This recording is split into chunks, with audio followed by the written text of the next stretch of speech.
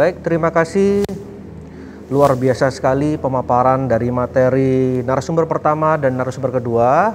Telah hadir di tengah kita narasumber pertama Dr. Hari Nugroho dan berikutnya ada Ibu Mimin Susanto. Banyak sekali pertanyaan-pertanyaan yang masuk di kolom Q&A. Mungkin sambil menunggu pertanyaan lainnya, saya mungkin bertanya lebih dulu nih. Mungkin buat Dr. Hari Nugroho dulu. Pandemi ini kan belum jelas dokter kapan akan berakhirnya. Sementara penghasilan kita berdasarkan polling dokter tadi berkurang akibat pandemi ini, bahkan banyak sekali yang hingga sampai 50% turunnya. Pertanyaannya, apa sih langkah awal yang harus kita lakukan untuk mensiasati hal tersebut? Apakah misalnya kita langsung aja potong pos anggaran pengeluaran, atau mungkin ini saat yang tepat untuk kita buka dana darurat yang kita miliki? Silakan Dr. Hari. Baik, apabila, kalau ini pendapat saya pribadi ya, mungkin nanti ditambahkan dari praktisi yang registered financial planner, tapi kalau saya sendiri, apakah pendapatan saya menurun? Oh jelas semuanya kena impact, resesi pasti menurun. Apa yang saya lakukan pertama, saya tetap mencoba mempertahankan rasio yang ada. Jadi rasio yang di-share Mbak Mimin tadi, rule of thumb-nya seperti itu. Nanti masalah Anda mengatur personal seperti apa, boleh dilakukan sesuai Anda masing-masing. Jadi saya coba mempertahankan rasio itu. Let's say pendapatan saya 10 juta, turun 50% jadi 5 juta. Maka pos saya untuk investment jadi segini, pos saya untuk pengeluaran jadi segini, ikut menurun 50% semuanya. Sehingga, loh gimana nih ceritanya kalau ternyata anggaran saya untuk pengeluaran sehari-hari menurun 50%. Lah bayar sekolah anaknya kan nggak mungkin. Oke, berarti saya harus kompromi. Jadi menurut saya semakin kita belajar, itu bukan semakin tahu mana yang paling terbaik, tapi mana yang paling bisa kita kompromikan. Saya pribadi prioritas misalnya anak saya sekolah dengan standar A. Saya nggak mau menghilangkan itu, lebih baik saya menurunkan apa makanan saya daripada menurunkan kualitas sekolah anak saya misalnya seperti itu. Jadi saya pertahankan seperti itu, tapi rasio priority-nya tetap akan saya pertahankan ke sana. Investmentnya juga seperti itu, saya turunkan investment priority-nya. Yang saya cut off bukan uang pendidikan anak saya untuk kuliah, tapi misalnya budgeting untuk liburannya. Mungkin seperti itu, Dr. Pirano. Baik, tadi yang muncul kata kuncinya adalah prioritas menurut saya. Prioritas, bila dilihat sudut pandang dari seorang perencana keuangan profesional, Ibu Mimin, mungkin apa yang harus diprioritaskan dalam mengelola pos-pos pengeluaran kita ini di era pandemi seperti ini? Silakan Bu Mimin. Saya sangat setuju dengan yang disampaikan oleh Dr. Hari tadi ya. Kita harus berkompromi dengan kondisi yang ada.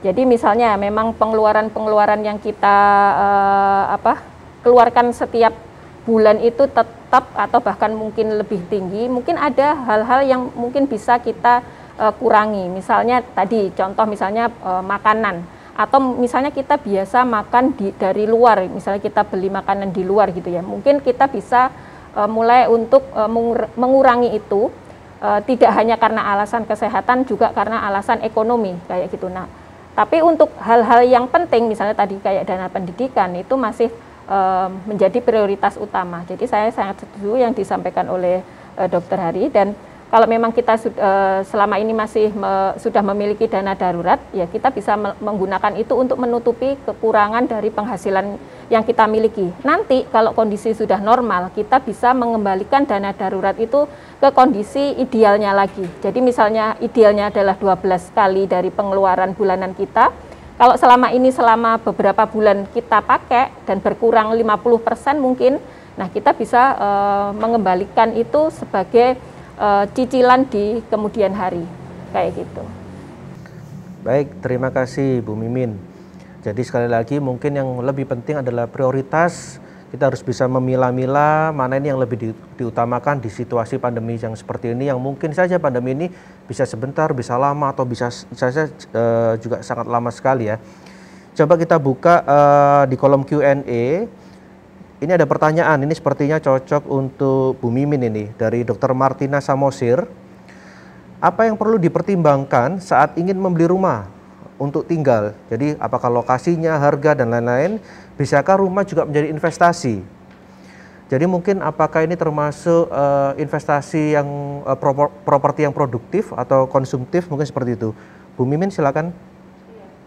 Iya, oke, Dr. Martina ya.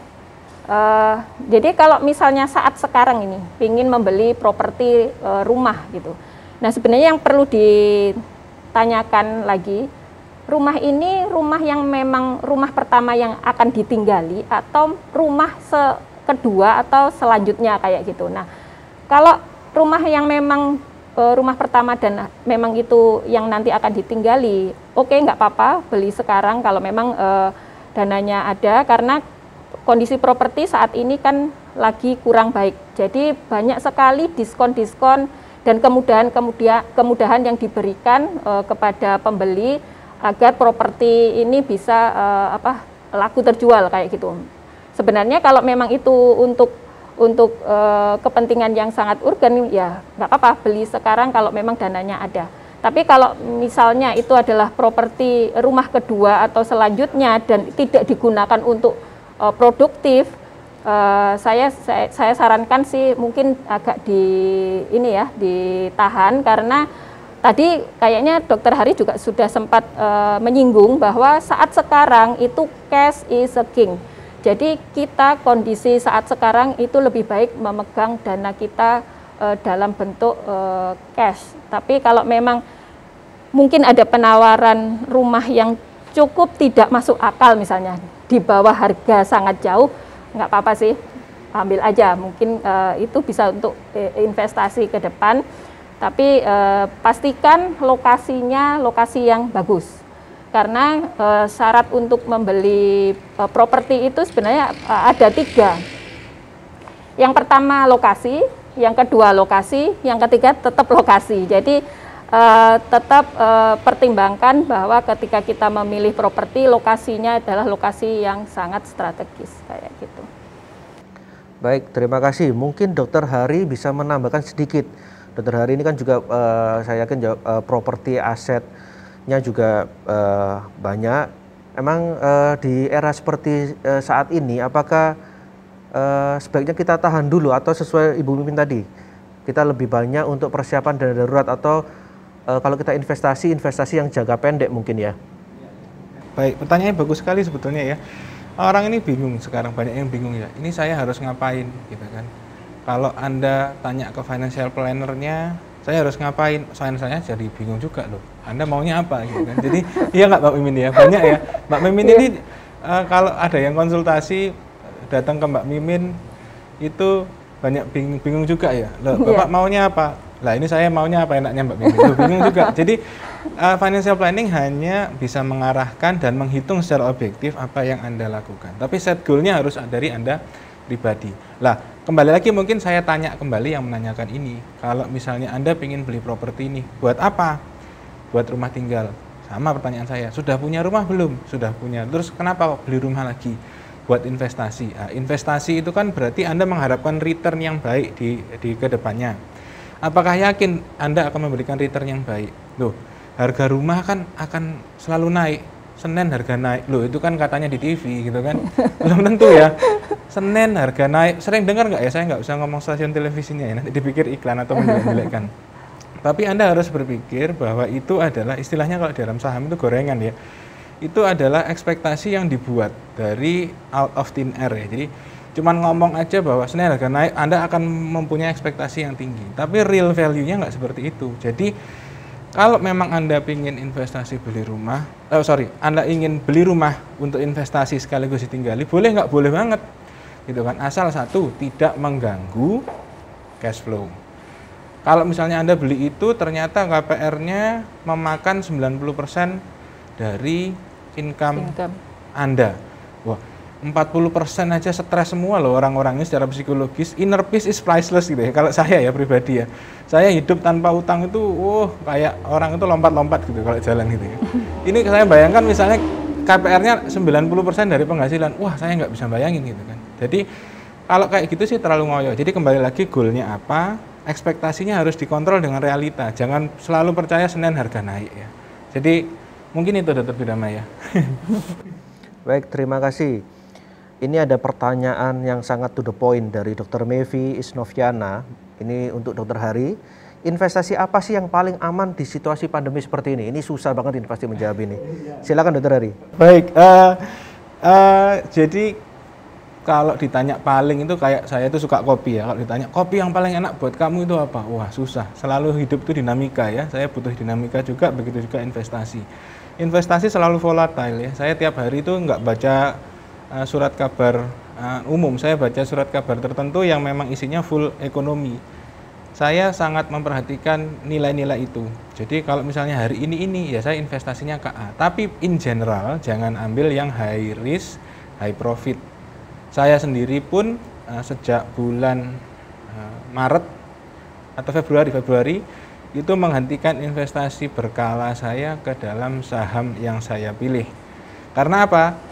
Loh, ini buktinya ada yang sempat naik. Oh bukan, saya bukan melakukan itu semua untuk dapat gain secepat-cepatnya dalam waktu singkat dan sebesar-besarnya, enggak. Saya melakukan itu atas sesuatu yang saya believe gitu kan. Kalau misalnya saya percaya engagementnya ini akan bakal turun dan sebagainya, saya nggak ada inner peace, saya nggak melakukan. Jadi saya pindahkan semua ke instrumen yang lebih safe haven. Contohnya yang low risk, low profit gitu kan. Contohnya ya emas. Cuman emas nggak enak, nanti belinya harganya segini, jualnya kok udah kepotong 100.000. Ya itu spreadnya terlalu luas gitu kan, saya nggak suka. Jadi saya lebih pindah ke obligasi, deposito, dan misalnya ada yang concern loh, itu kan non syariah ada, yang syariah ada. Jadi kalau misalnya Anda concern ke sana, saya pakai ke sana. Ada juga reksadana pasar uang yang syariah juga ada. Kalau misalnya concern itu, yang biasa konvensional juga ada. Mungkin itu Dr. Wiramaya. Ya, baik Dr. Hari. Kalau dari sudut pandang seorang perencana keuangan profesional nih, Bu Mimin, gimana kalau ditanya investasi apa sih yang paling aman di situasi pandemi? Apakah seperti Dr. Hari tadi, coba lebih memilih ke yang low risk, low profit, misalnya emas, obligasi, deposito, atau ada pandangan lain, Bu Mimin? Kembali lagi yang seperti yang saya bilang tadi, banyak yang memang yang tanya investasi apa yang aman kayak gitu. Dalam kondisi yang seperti ini. Sebenarnya semua instrumen investasi itu kan diciptakan ada memiliki kelebihan dan kekurangannya masing-masing. Tinggal kita menyesuaikan kembali tujuan kita apa. Kita mau berinvestasi saat sekarang ini untuk apa dan jangka waktunya berapa lama. Baru kita bisa memilih kita mau menempatkan dana kita itu ada di mana. Tapi kalau misalnya contoh ini sih ada dana yang nganggur aja sih, saya mau menempatkannya, tapi nanti sewaktu-waktu saya mau ambil, saya mau pakai kayak gitu. Nah kalau kayak gini, jangan pernah sekali-kali menempatkan di instrumen yang cukup berfluktuasi, misalnya di saham atau reksadana saham. Kita bisa menempatkannya cukup di reksadana pasar uang atau misalnya deposito aja kayak gitu.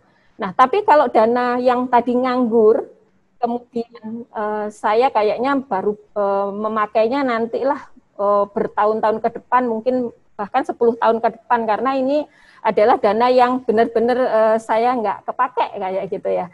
Nah, kalau seperti itu dengan kondisi yang sekarang, saya berani memberikan saran untuk menempatkannya di saham atau reksadana saham, tapi harus kita pilih secara fundamental saham ini adalah yang bagus kayak gitu. Jadi sehingga nanti ke depan ketika kondisi sudah normal, dia akan memberikan return yang sesuai kondisi pasar, kayak gitu sih. Baik, terima kasih Bu Mimin.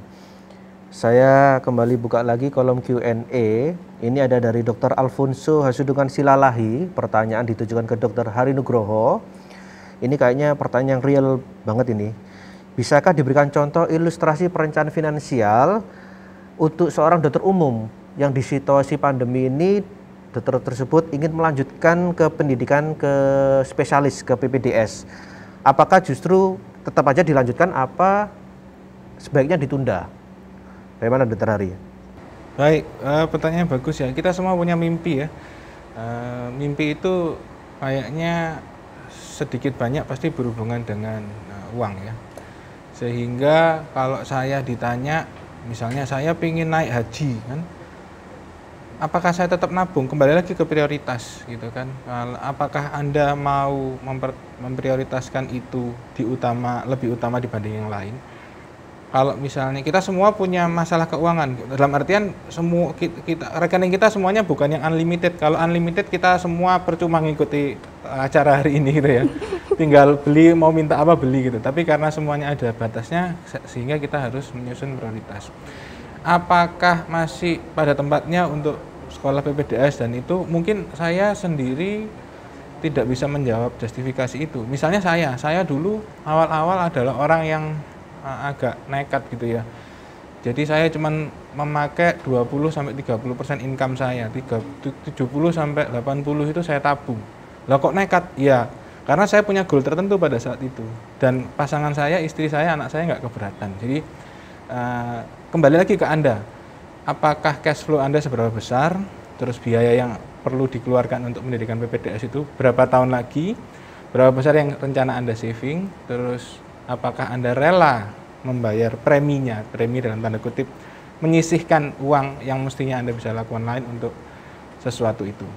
Kalau menurut saya pribadi, untuk investment, personal investment, dalam artian sekolah gitu kan, pendidikan, Anda bisa akhirnya membantu orang lebih banyak pada saat jadi dokter spesialis, itu adalah worth to die for ya. Jadi kalau saya pribadi sih, saya melakukan banyak hal untuk personal improvement atau apapun. Jadi kalau saya pribadi, saya nekat, nggak masalah dengan mengkompromi hal-hal yang kurang penting lainnya.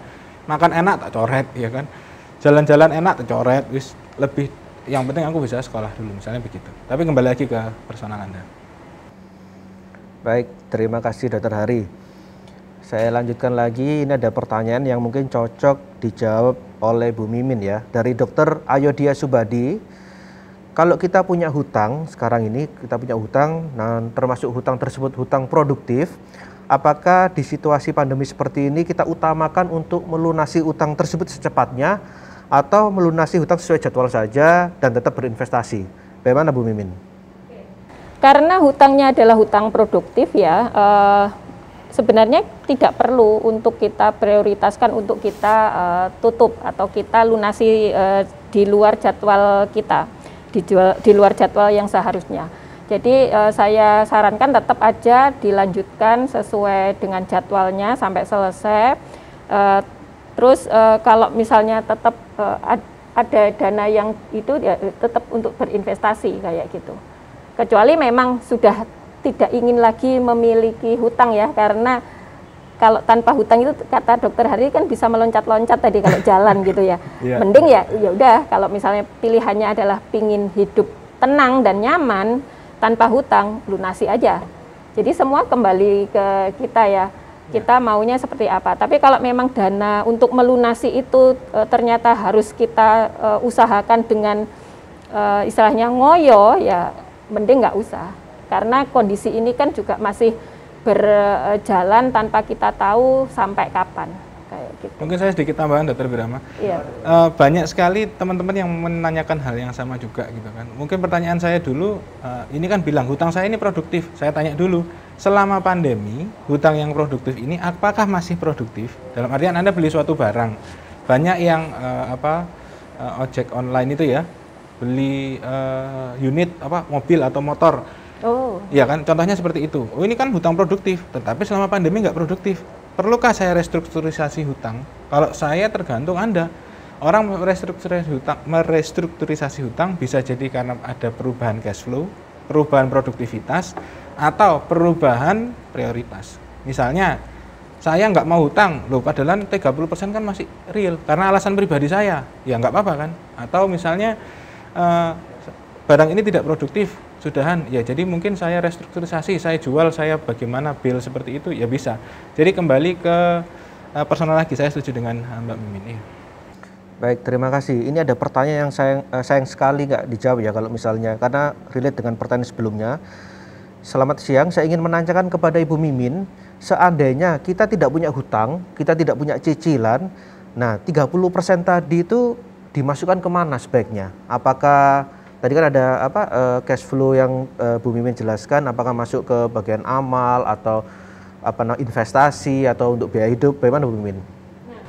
Kadang ada yang tanya ketika kalau nggak punya hutang boleh nggak digunakan untuk biaya hidup. Nah, sebenarnya kalau biaya hidup itu kan sebenarnya sudah terukur ya. Kalau tanpa kita istilahnya nuruti keinginan. Jadi kalau kita nuruti kebutuhan aja itu sebenarnya kan terukur. Artinya sebenarnya kalau kita tidak memiliki hutang, 30% kita itu bisa kita alihkan untuk kita nambahi pos tabungan dan investasi. Jadi kalau jadi untuk masa depan aja kan hutang tadi kan kita membayar masa lalu kan. Kalau kita nggak punya masa lalu, nggak punya hutang ya udah kita gunakan untuk masa depan. Pay your future, our future. Kita bayar untuk masa depan kita kan lebih indah saya pikir kayak gitu. Kalau misalnya kita gunakan untuk biaya hidup ya nggak pernah ada habisnya sih. Karena tetap aja keinginan itu akan selalu ada di sekitar kita karena iklan dan lain-lain itu selalu berseliweran di tengah-tengah kita. Mungkin bukan gitu. biaya hidup ya, gaya hidup mungkin ya lebih. Bukan cuman biaya hidup, gaya hidup mungkin ya. Iya, gaya hidup. Kebanyakan gaya kan berbanding lurus. Baik, terima kasih. Mungkin saya lanjutkan pertanyaan Bu Mimin. Ini kan tadi berhubungan dengan financial planning proses ya. Tadi dijelaskan sama Bu Mimin ada tetapkan goal, tujuannya apa. Kita kumpulkan data, kita analisis, evaluasi strateginya, lalu kita monitor progres dan revisi strategi. Pertanyaan saya Bu Mimin, sebetulnya tiap berapa lama sih atau dalam jangka waktu berapa kita harus mereview atau kita harus analisa lagi nih strateginya ini kayaknya kok nggak cocok. Mengingat kan pandemi ini kan sebelumnya diprediksi Juli selesai, September selesai, mungkin akhir tahun ya mungkin belum selesai, mungkin nanti setahun lagi, 2 tahun lagi. Perencanaan keuangan yang sudah kita buat di awal tahun kan seharusnya mungkin tidak relate lagi dengan kondisi real yang terjadi saat ini ya. Apakah ada saran dari seorang financial planner kira-kira sebaiknya tiap jangka waktu berapa sih kita harus review ulang strategi kita? Apakah tiap 3 bulan, 6 bulan, atau bahkan setahun sekali? Gimana Bu Mimin? Sebenarnya mereview perencanaan keuangan yang sudah kita bikin itu di kisaran di 6 bulan dan 1 tahun. Tapi wajibnya itu adalah 1 tahun. 1 tahun sekali kita melakukan review karena di sana banyak sekali perubahan. Tapi juga bisa secara kondisional, misalnya karena kondisi seperti saat sekarang ini. Misalnya nih, baru bikinnya di awal tahun kemarin, tapi ternyata misalnya bulan Januari, ternyata bulan Maret, April itu kan sudah mengalami pandemi dan itu mempengaruhi income dari si klien misalnya. Nah itu saat itu juga mungkin adalah saat yang tepat untuk melakukan review juga, karena dari sana kita akan mulai melakukan beberapa penyesuaian di mana aja ya tergantung kondisinya masing-masing. Penyesuaiannya itu di mana? Intinya agar tetap berjalan dengan sesuai dengan rencana, tapi tidak mengorbankan misalnya kehidupan atau kenyamanan kehidupannya dia, kualitas hidup dia dan keluarganya kayak gitu. Mungkin Dokter Hari bisa menambahkan di mana nih kalau pengalaman pribadi Dokter Hari sendiri, kapan sih waktu yang tepat atau pengalaman-pengalaman tiap jangka waktu kapan kita lakukan revisi strategi kita? Kalau ngomong saya pribadi, saya itu orangnya nerd ya, jadi bisa-bisa itu saya tiap minggu mereview rencana keuangan saya, karena saya sendiri seorang financial planner, jadi saya gampang aja kan, ini kayaknya nggak masuk akal, tiba-tiba dapat ide di kamar mandi gitu ya, kayaknya ini nggak masuk akal, ini ngapain juga beli ini gitu kan. Saya punya file besar di Excel di cloud saya, dimanapun bisa nyoba buka gitu kan, saya buka di kamar mandi, ini kayaknya nggak masuk akal, ini goalnya udah nggak relate banget sama sekarang, ini udah dihapus aja. Jadi bisa sewaktu-waktu kalau saya. Cuman kalau in general saya setuju sama Mbak Mimin, kalau 6 bulan sekali, maksimal 1 tahun sekali direview ulang atau ada perubahan signifikan, entah pandemik, entah perubahan signifikan, let's say ada musibah atau menang undian mungkin ya, kayak tadi ya dapat 38M ya warisan. Kalau saya dapat uang 38M menang undian ya saya langsung nomor 1 nggak belanja, langsung ngitung dulu untuk fin plan-nya dulu. Mungkin gitu Dokter Bidama. Baik, saya coba scroll di kolom Q&A, ini banyak juga ini yang bertanya mengenai asuransi jiwa dan asuransi kesehatan. Tadi kan Bu Mimin sudah sempat menjelaskan bahwa ini tergabung dalam kelompok manajemen resiko. Jadi ada asuransi jiwa, asuransi kesehatan, ada dana darurat. Pertanyaannya, apakah wajib sih kita harus mempunyai sebuah asuransi jiwa atau anggota keluarga kita asuransikan semua kesehatannya dalam konteks financial planning? Apakah ada alternatif lain? Misalnya, wah kita nggak usah asuransi jiwa, nggak usah asuransi kesehatan. Gimana pendapat Ibu Mimin? Kalau dalam konteks financial planning, memang wajib untuk seluruh anggota keluarga memiliki asuransi kesehatan. Karena kan sakit kan tidak memilih ya, mau yang sakit mau ayahnya atau ibunya atau anak-anaknya. Jadi untuk asuransi kesehatan saya sarankan semuanya memiliki.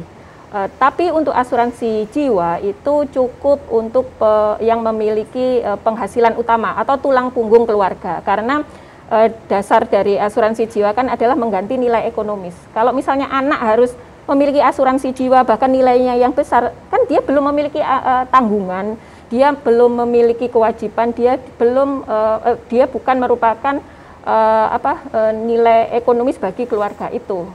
Bukan secara ini ya, tapi maksudnya secara ekonomis menghasilkan penghasilan bagi keluarga itu. Nah, yang wajib memiliki asuransi jiwa itu adalah pencari nafkah utama dan tulang punggung keluarga. Karena di sana ketika misalnya terjadi risiko meninggal dunia, maka ada santunan yang bisa digunakan oleh keluarga untuk melanjutkan hidupnya. Kayak gitu sih. Baik, terima kasih. Ini begitu antusias sekali ya para peserta, pertanyaannya begitu banyak. Namun waktu juga yang akan membatasi kita. Mungkin 2 pertanyaan terakhir ya, ini untuk Dr. Hari, kemudian nanti dilanjutkan Ibu Mimin. Untuk Dr. Hari dulu, sering kita tahu ada slogan atau merupakan salah satu prinsip dasar dalam investasi saham, ada high risk, high return, yang hubungannya mungkin antara risiko dan imbal hasil dalam investasi saham. Pertanyaannya Dr. Hari, apa bisa sih dijelaskan mengenai prinsip tersebut, high risk, high return tersebut, dan apakah ada tips bagi pemula untuk ingin terjun ke investasi saham? Jadi tipsnya apa? Biar kita itu berani, oh saham ini bisa lah untuk kita untuk prospek untuk jangka menengah atau jangka panjang. Gimana Dr. Hari? Pengalamannya Dr. Hari dulu kan ya mulai dari awal pasti ya. Itu apa yang membuat Dr. Hari akhirnya terjun dan akhirnya sampai sekarang bisa merencanakan keuangan yang baik? Baik, jadi saya jujur saya berangkat dengan kesalahan sebetulnya ya. Jadi saya itu cinta banget sama angka, saya suka banget matematika gitulah. Saya berharap bisa ngehack dalam artian wah ini kan cuman ngitung technical trading gitu aja kan. Saya masuk ke dalam hal itu awalnya dari falas gitu kan, nyoba ngitung, saya tahu rumus stokastik, saya tahu macam-macam lah untuk menganalisa grafik itu. Akhirnya apa ya, memang super high risk tapi super high return. Pernah satu hari ikut trading jam 9, jam 3 sore keluar dapat untung 120%, pernah gitu kan. Tapi apa yang terjadi sebetulnya sangat tidak peace ya, nggak ada inner peace gitu kan, pusing gitu kan, ngitung terus gitu kan. Akhirnya saya berubah dari technical analysis ke fundamental analysis. Jadi saya lebih ngelihat real value dari perusahaan itu. Jadi bukan ngelihat lagi pakai falas tapi pakai saham yang beneran gitu kan. Jadi saya benar-benar menganalisa deep, terus saya beli pelan-pelan, saya analisa. Jadi kalau misalnya saya mau masuk saham boleh nggak? Boleh, tapi kuat tentukan niat dulu ya. Karena ini saya ngomong di populasi ID sebagai teman-teman dokter, ya nggak ada masalah sih kalau Anda jadi mau real time trader, it's a good thing dan nggak ada masalah buat saya. Cuman saya pribadi merasa bahwa jadi full time trader dalam artian cari yield cepat, pagi masuk keluar sore itu saya nggak punya kehidupan dan otak saya pusing banget ngitung-ngitung semua itu, saya nggak ngerasa itu nyaman. Kalau Anda nyaman itu silahkan. Kalau misalnya Anda ngerasa lebih banyak, oh ini untuk investasi seperti yang saya bicarakan tadi, maka nggak harus selalu seribet itu. Anda cuma harus memilih stock pick mungkin beberapa perusahaan saja. Saya sendiri pribadi cuma investasi di 4 saham saat ini yang continue ya, dalam artian oh ini masuk lagi situ. Dan itu mungkin bisa berubah, saya review 6 bulan, oh ini jual, ganti ini. Tapi saya nggak pernah maksimal dari 5 perusahaan. Jadi kalau mau masuk gimana, nggak ada cara lebih mudah selain daftar dulu. Daftar dulu, nanti jangan beli dulu tapi ya, dibaca dulu kira-kira gimana, dan siap menerima kesalahan pakai uang dingin, jangan pakai uang pendidikan anak, jangan pakai uang apa, wah siap, wah aku pakai uang 2 juta dulu lah, hilang ya wes nggak apa-apa, hilang niat. Belum udah pakai uang untuk pendidikan anak, buat itu yang terjadi pasti bukan malah untung, pasti malah nggak karu-karuan. Mungkin gitu ya. Baik, terima kasih Dr. Hari. Sekarang mungkin pertanyaan terakhir untuk Ibu Mimin ya.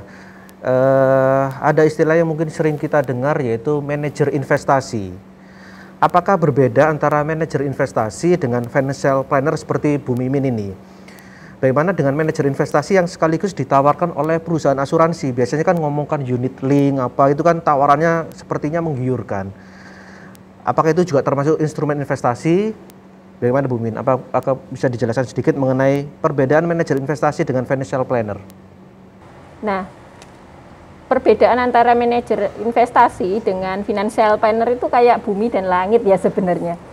Karena beda ranahnya, karena untuk financial planner tadi seperti yang saya sebutkan di muka bahwa kita ini membantu klien untuk mengatur keuangannya dan merumuskan perencanaan keuangan ke depannya itu seperti apa, mulai dari merumuskan financial goal-nya atau tujuan keuangan dia, berapa yang diperlukan, kemudian ketika melakukan financial check up, kira-kira apa yang harus perlu diperbaiki, bagaimana dengan cash flow-nya, aset-aset dia, hutang-hutang dia, kayak gitu. Nah itu baru kemudian kan nanti akan muncul rekomendasi. Rekomendasinya ditempatkan di mana? Sudah sampai di situ aja. Tapi tanpa kita misalnya mengarahkan atau menjual sebuah produk kayak gitu. Nah, sedangkan manajer investasi itu adalah sebuah perusahaan yang mengelola sebuah investasi yang nanti orang kita, para investor itu membeli dari sana, kayak itu. Nanti kalau misalnya financial planner sekaligus misalnya ada sebagai seorang manajer investasi di sana kan ada berbenturan kepentingan ya.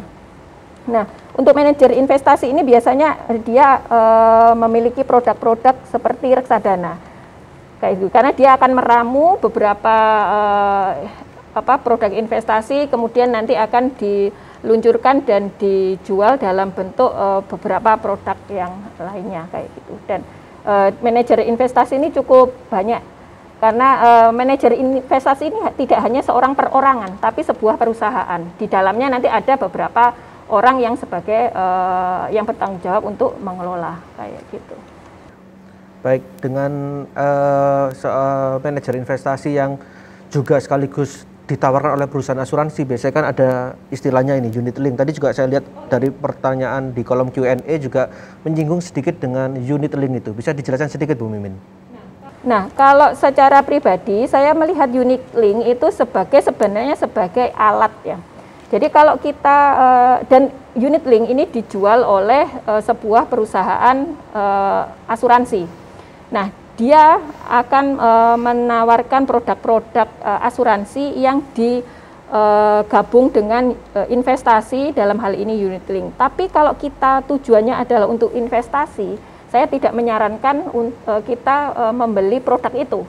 Karena di produk ini banyak sekali biaya-biaya yang harus kita keluarkan. Contoh misalnya, biaya bulanan pasti ada. Biaya waktu kita masuk pertama ada biaya akuisisi. Kemudian ada biaya cost of insurance, cost of rider, apalagi kalau kita belanjanya cukup banyak ya di dalam produk itu. Bahkan tanpa kita belanja banyak aja, yang pasti adalah yang keluar adalah biaya bulanan dan biaya cost of insurance, biaya asuransi. Karena sedikit ataupun banyak tetap ada asuransi yang menempel di sana. Jadi kalau tujuan kita untuk berinvestasi, saya tidak menyarankan kita menempatkan dana kita di unit link. Tapi kalau misalnya kita membeli sebuah produk, jadi sebenarnya saya lihat di sana unit link itu adalah sebagai alat atau kendaraan kita dalam hal ini membeli proteksi, tapi dengan jangka waktu yang tidak terlalu lama misalnya. Kan kadang banyak dari kita ini kalau misalnya disuruh membeli proteksi panjang itu kan merasa keberatan. Jadi sebenarnya kan proteksi ini dibutuhkan memang saat kita benar-benar membutuhkan. Contoh, Dokter Hari misalnya, saat anak usia 1 tahun misalnya, maka dia butuh proteksi untuk perlindungan asuransi jiwa itu sepanjang sekitar 23 sampai 24 tahun sampai anaknya dihitung pada usia dewasa atau sekitar 25 tahunan. Nah, itu adalah masa panjang yang harus dimiliki oleh seseorang memiliki proteksi. Dalam hal ini proteksi jiwa. Tapi ada juga yang merasa bahwa kok panjang banget ya proteksi yang aku harus beli gitu. Boleh nggak belinya hanya 5 tahun, 10 tahun kayak gitu. Nah, mungkin ini adalah yang ditangkap oleh pasar sehingga diciptakanlah sebuah produk yang memungkinkan kita membayarnya itu tidak terlalu panjang, karena sebenarnya kan dana yang kita bayarkan yang berupa premi itu kan ada sebagian yang diinvestasikan yang nanti akan digunakan untuk membayar cost of insurance yang selanjutnya itu. Nah, bayangkan kalau kita mengharapkan investasi di sana, padahal satu kita membayarnya sudah jangka waktunya pendek. Tapi kita mengharapkan satu proteksi kita harapkan, tapi kita juga mengharapkan investasi. Kan tidak maksimal akhirnya, kayak gitu. Jadi memang unit link ini tetap kita harus kembalikan bahwa ini adalah produk yang dikeluarkan oleh perusahaan asuransi, memang tujuannya untuk proteksi. Tujuan utamanya adalah proteksi. Kalau kita ingin investasi, pilihlah instrumen-instrumen investasi yang memang khusus untuk investasi. Kayak gitu. Terus tadi ada yang kelupaan, Dr. Birma, ada yang bertanya tentang yang asuransi jiwa dan asuransi kesehatan tadi, adakah alternatif lain? Ya, tadi belum saya jawab. Kalau misalnya kita tidak berkenan ya dengan asuransi misalnya, kita bisa pakai alternatif lain. Salah satu alternatifnya adalah dana darurat. Jadi kita menyimpan dana darurat melebihi dana yang seharusnya kita miliki tadi, misalnya 12 kali. Kalau kita hitung misalnya uang pertanggungan yang harus kita miliki misalnya adalah 1 miliar, 2 miliar, ya sudah sisihkan dana itu sebagai dana darurat.